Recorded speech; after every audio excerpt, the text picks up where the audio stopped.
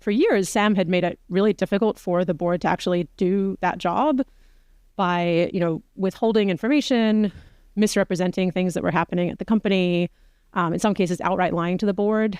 At this point, everyone always says, like what? Give me some examples. And I can't share all the examples, but to give a sense of sort of the kind of thing that I'm talking about, it's things like, when ChatGPT came out, November 2022, the board was not informed in advance about that. We learned about ChatGPT on Twitter.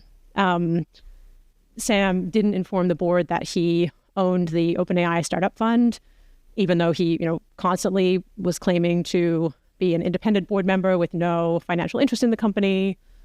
On multiple occasions, he gave us inaccurate information about the small number of formal safety processes that the company did have in place, meaning that it was, basically impossible for the board to know how well those safety processes were working or what might need to change. And then, a last example that I can share, because it's been very widely reported, relates to this paper that I wrote, which has been, I think, way overplayed in the press. The problem was that after the paper came out, Sam started lying to other board members in order to try and push me off the board.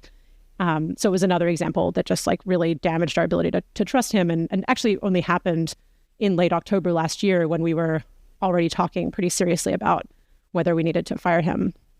And so, there's more individual examples, and for any individual case, Sam could always come up with some kind of innocuous sounding explanation of why it wasn't a big deal or misinterpreted or whatever. But the end effect was that after years of this kind of thing, all four of us who fired him came to the conclusion that we just couldn't believe things that Sam was telling us. And that's a completely unworkable place to be in as a board, especially a board that is supposed to be providing independent oversight over the company, not just helping the CEO to raise more money.